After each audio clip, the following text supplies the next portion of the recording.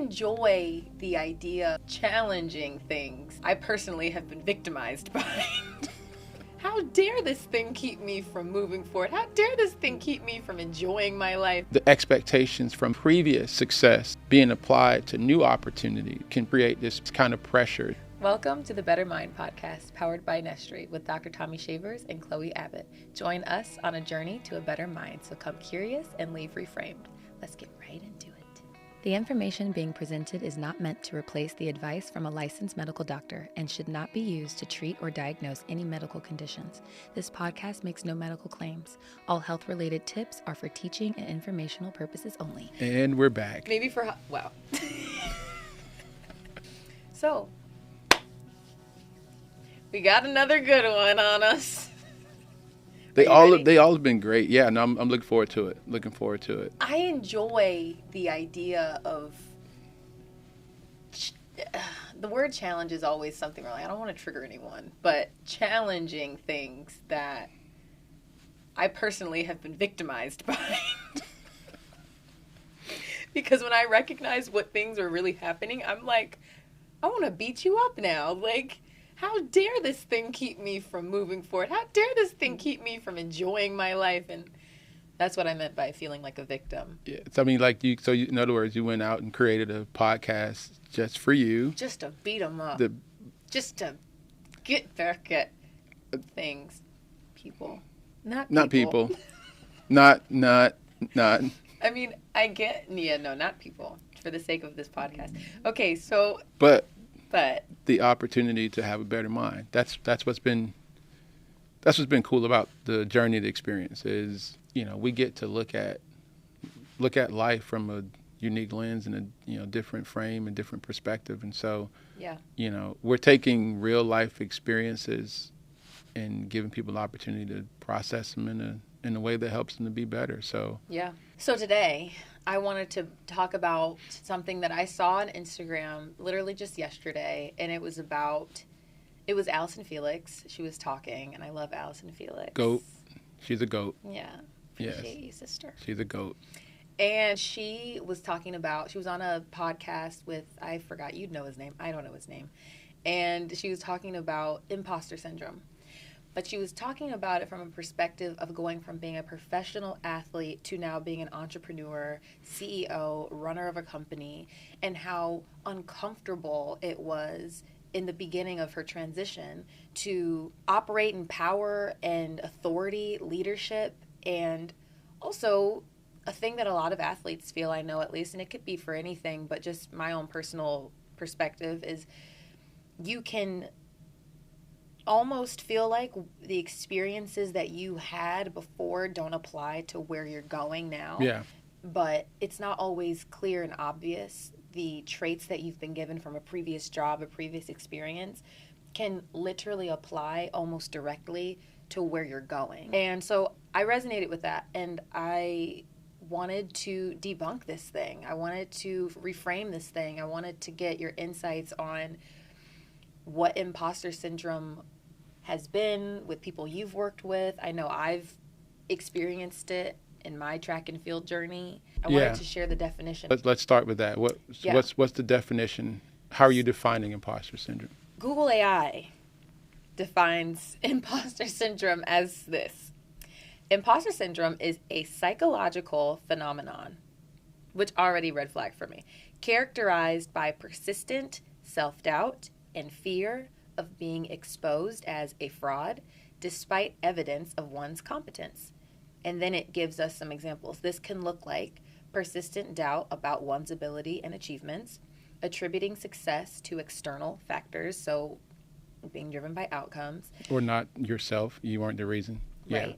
Fear of being discovered as a fraud, over preparation and procrastination, sensitivity to criticism, difficulty accepting praise and feeling like an outsider or not belonging. And they listed the symptoms, and I was like, I thought I was using the language kind of generally, similar to how we do lots of things, but that was spot on to what I experienced, and I want to know what you think about that. So give the viewers or listeners some context.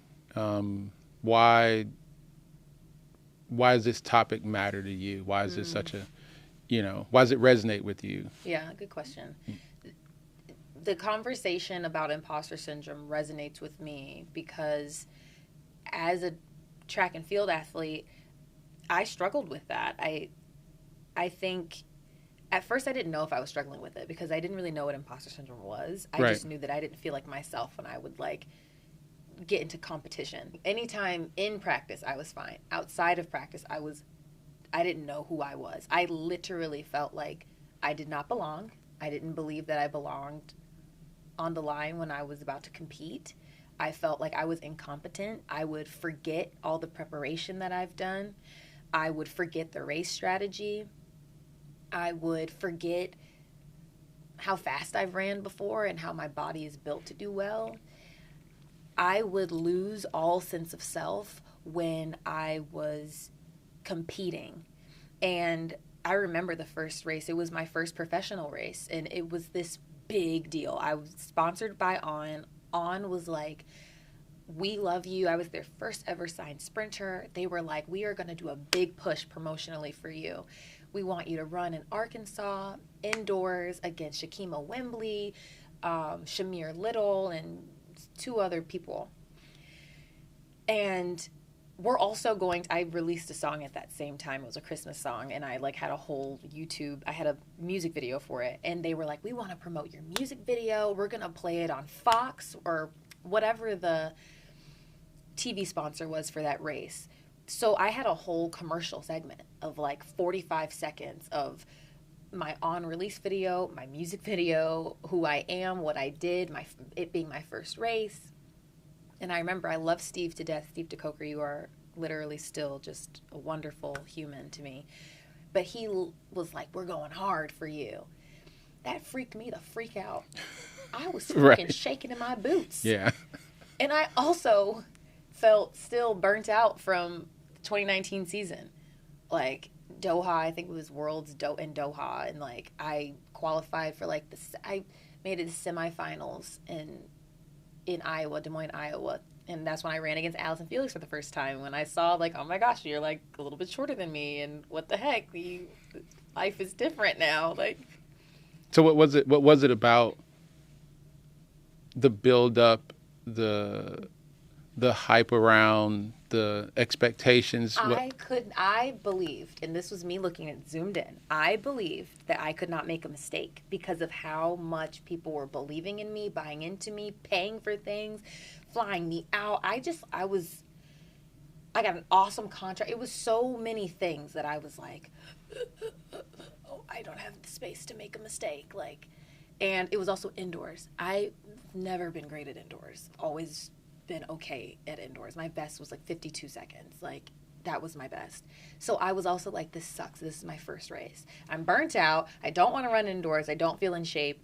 And the hype train is real. They've built a whole, Yeah.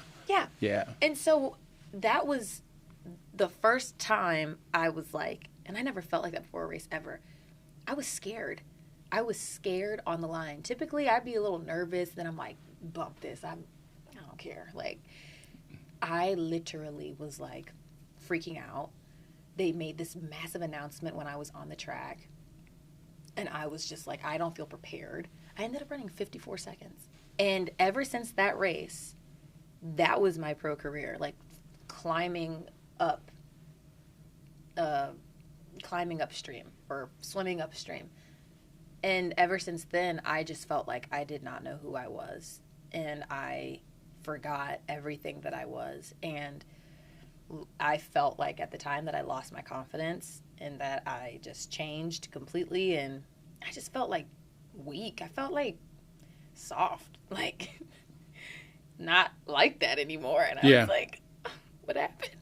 And so I resonated with what Allison said because I loved, one, that she gave us a different perspective about going from athletics to corporate, but in a high-performing capacity.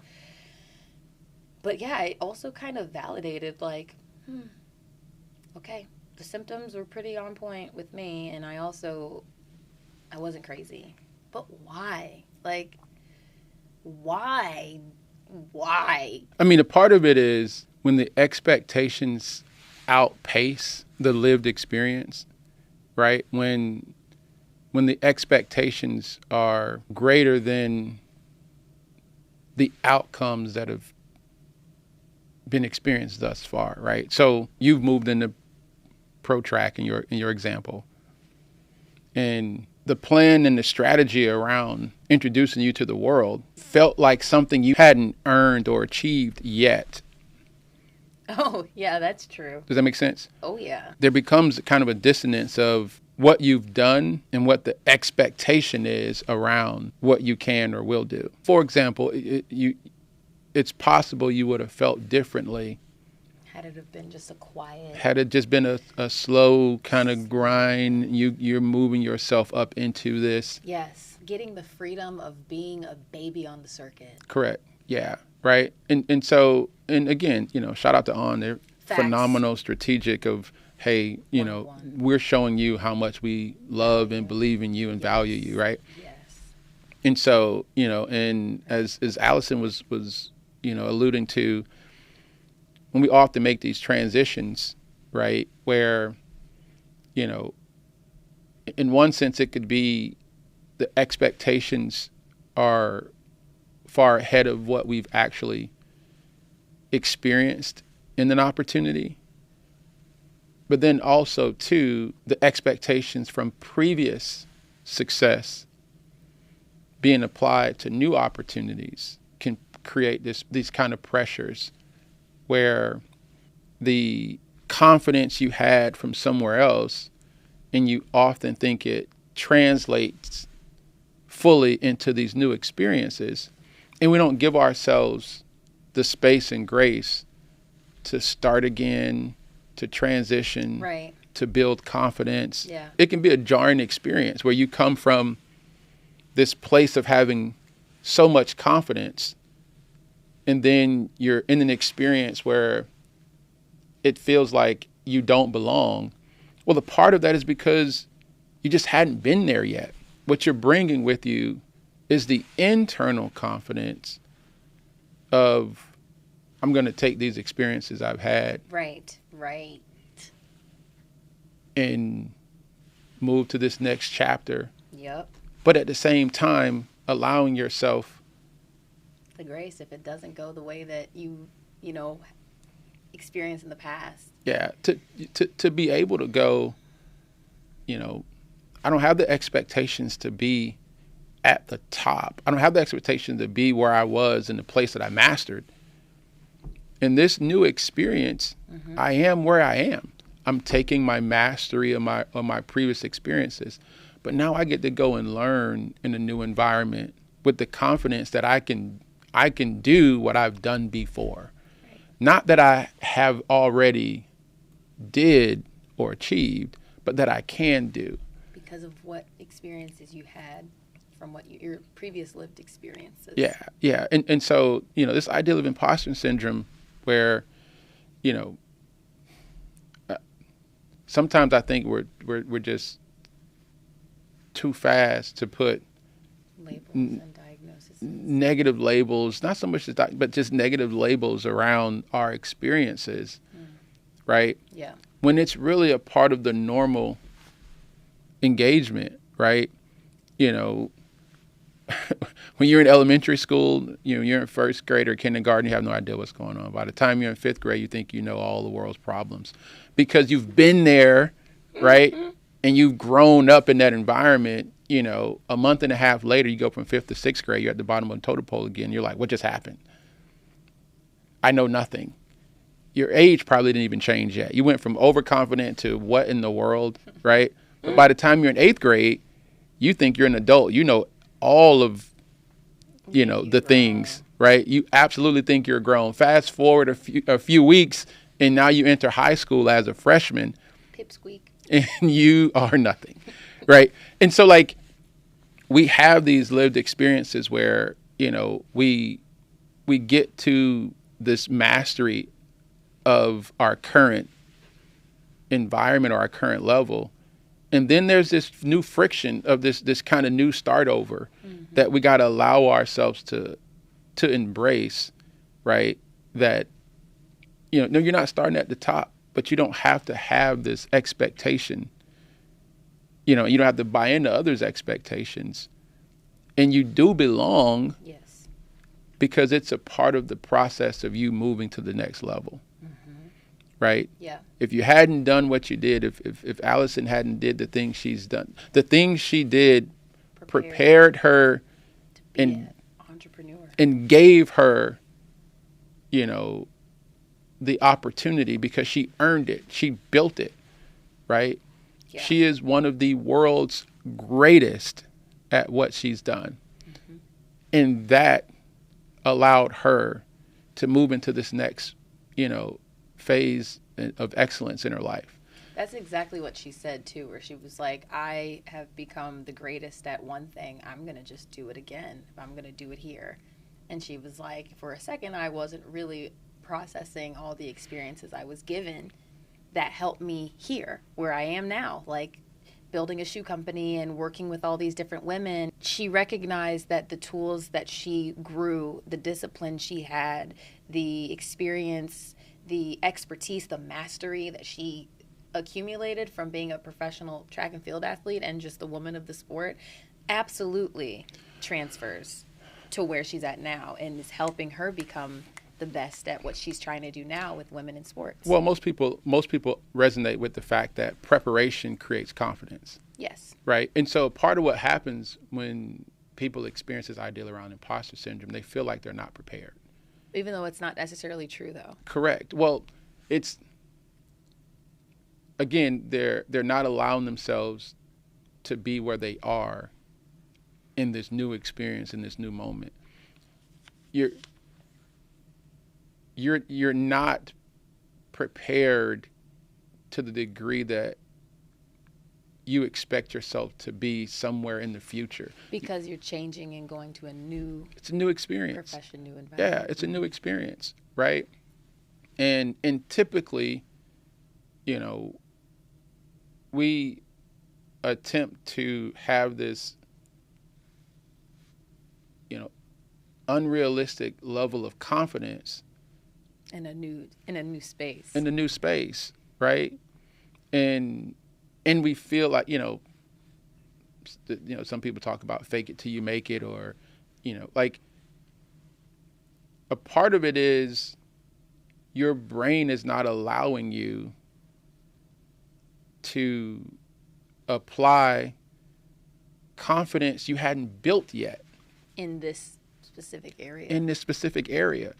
And so we tend to go, man, I'm not confident. No, you just hadn't done the things in this place. This place that's going to provide. What you did was you did the things in your previous experience that got you to this level. Right. Right. And it's phenomenal that one of the greatest ever said it in a way that we all should listen to. She's like, no, what I learned and what I know is I'm just going to go do it again. Right? When she entered into the world of track and field, she didn't start as the greatest. She became one of the greatest. Yep. Right? And that's what we got to allow ourselves to do. Yeah. We got to give ourselves the room and the grace to grow. Right. Right?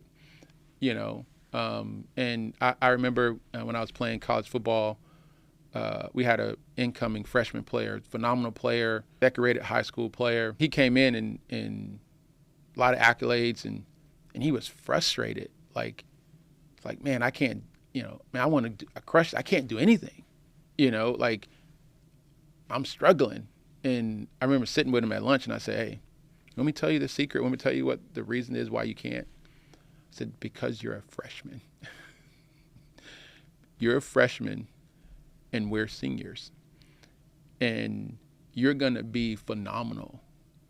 You just got to give yourself the opportunity to grow. Into becoming phenomenal. Yeah. Mm-hmm. Like, you know, you're not there yet, but you have all the ingredients to be. And he went on to be one of the best ever, you know, in our college's history at his position. You know, and phenomenal human, phenomenal player, you know, but he came in with these expectations. I got to do it now, you know, and it was like, yep. That's the way that you get sucked into the potential imposter syndrome, because I got to do it now, and everything's waiting on me, and I've got to make sure that I earn my keep and keep what I did here, there, and there's no grace. But you don't have the resources, you don't have the experiences, you don't have the time on task, No. you don't have all of the things that creates the confidence that's anchored in reality yet. And so a part of it is, you know, you'd only feel like an imposter if you're attempting to be somewhere you're not yet. Right? Yep. And so how about we reframe it and just acknowledge where we are in the context of the journey, right? If you're new to a space, you know, when I came into the entrepreneur space, you know, starting NESTRE, I had no idea around startup companies, tech, you know, sports, health tech companies, venture capital, you know, all of this stuff. I had none. It was not the lane that I drove at all. You know, I was playing football. I was going to be a pro athlete or a coach or a general manager. I wanted to own a team, still want to own a team at some point. Mm-hmm. But like, this space was not the space for me. And I got into it out of necessity of my own lived experience. And when I got into it, it was what was the lens I looked at it at was and I would be fine with, I have no idea.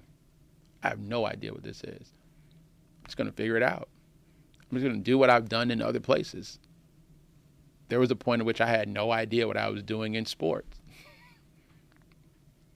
You know, and then I made it to be able to be a team captain of a college football team and had a chance to, you know, pursue professional, you know, sports as a profession. Yep. I'm just going to go do, just like Allison said, I'm just going to go do it again. I'm just going to now go take what I got, the learnings and the principles of how you learn. I'm going to go and do it again. But I'm comfortable in the space that I'm at, yeah. in the moment that I'm in. Mm-hmm. And that's the part where we've got to sit in and take confidence in and be okay with and say, all right, this is where I am. Because I'm not creating an imposter. It's the real me. I'm right here. The reality is that doesn't take away from all of what I've done before. Or what you can do. You know what I mean? Yeah. And I remember telling people when I was a freshman in college, I was like, I figured it out. The faster you acknowledge that you have no idea what you're doing, the faster the people around you would help you. And I remember being on college campus and walking around not wanting to be somebody that, you know, first week or so that looked like they were lost. You try to not be that guy or that kid, right? And I realized, like, people aren't, if you think you know where you're going, people aren't going to say anything to you. Mm-hmm. But the moment you acknowledge that you don't know, everybody wants to help you. And I was like, I spent days when I trying to find a department or a place when I just could have been like, hey, I don't even know where. And I'm like, you know what? I'm going to accelerate this process. I went everywhere and was like, hey, I have no idea where I'm at. Can you help me? Yeah, sure. How do you? Hey, I have no idea what I'm doing. Can you help me? Oh, absolutely. Hey, I have no idea how to do this. Like, I literally started almost everything with the, hey, I have no idea. And I acquired so much information, knowledge. Hey, do this like this. Hey, you want to do this like this? But I wouldn't have gotten any of it if I was operating as an imposter, as if I'd been on college campus, as if I wasn't a freshman, right? You can't really hide it. People know what freshmen look like. Yeah. You get what I mean? Like we know what you smell like. Like you know, breath still smelling like Similac. Wow. You know what I mean? Like that whole thing there. Like right. We know what you're a kid, and I was a kid, and I wanted to act like I wasn't a kid. But the moment I embraced who I was and where I was, growth started happening. People are like, oh yeah. I'm not gonna. If you don't know, you know, if you're not acknowledging who you are, sure. If you think you know where you're going, good luck, right? And so I would tell, you know, incoming freshmen the same thing. You want to accelerate the growth, just acknowledge that you're a freshman. Just be where you are. Yeah.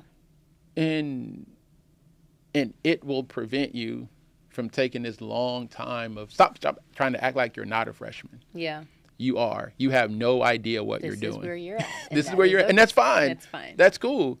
Right? But the imposter syndrome starts to happen when you start trying to live in a place that you're not. Yeah. Yeah. You know, and so I think it's a great conversation around, you know, like you eliminate the feeling like a fraud piece. When you stop living like a fraud. When you take, this is where I'm at. This is, and it's okay. Yeah.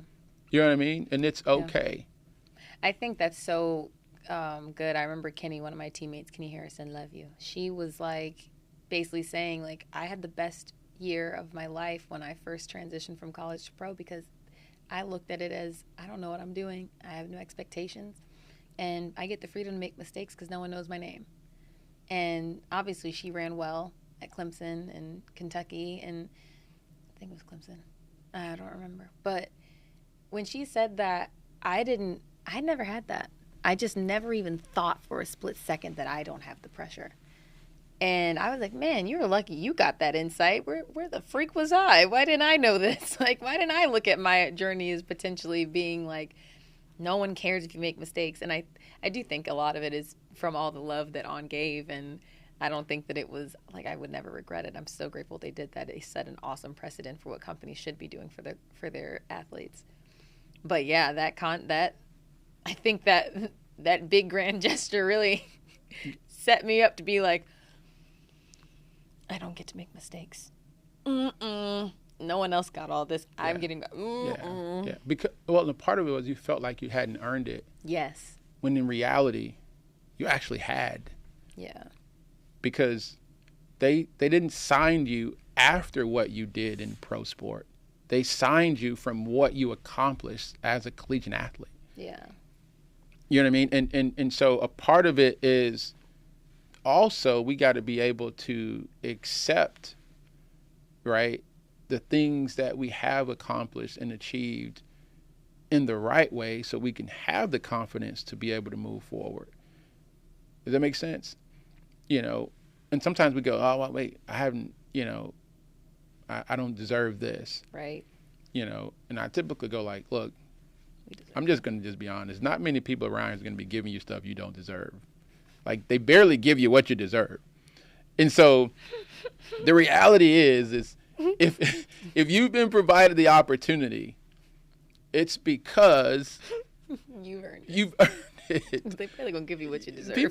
People aren't around here giving out stuff. That's just not. That's not what people do nowadays. Like, so you know, cut the negative self-talk because it's inaccurate. It's just inaccurate. You know, I don't deserve this. Well, that's inaccurate. Nope, that's not true. In fact, what you're really saying is the people who did this are dumb at what they do. That's what you're saying. That's what you're saying. Yeah. And that's not it's true. like, that's not what I'm trying to say. Well, that's what you're saying. It's what you're saying. So we need to reframe it. Then these people are really good at what they do. They saw things in you that you've done or accomplished, and they're processing, anticipating the fact that there's a great opportunity to move forward with you. Yeah. And they're giving you the ability to go try to achieve it. Yeah. You earned the right to go try to chase it. Yeah. You see what I'm saying? Mm-hmm. You know what I mean? And I think, you know, in this process, we have to be able to give ourselves the freedom, right? Yep. To know if you're there, it's for a reason. Right. It's not random. It's not not by chance. It's not, they don't really know who I am. You know, often you're the one that don't know who you are. Who you are based off of how you're responding to what you deserve. Yeah. And I'll say this to people too, like the opportunities you get are not typically fraudulent. They're indicators. The opportunities you get are typically indicators of the things you've achieved. Right? If there's an opportunity coming your way, you know, and you're like, man, I don't know if I deserve this. Ask yourself, okay, how did this opportunity come about? Right? What happened to give you this opportunity? What did you do? Right. I didn't do anything. That's inaccurate.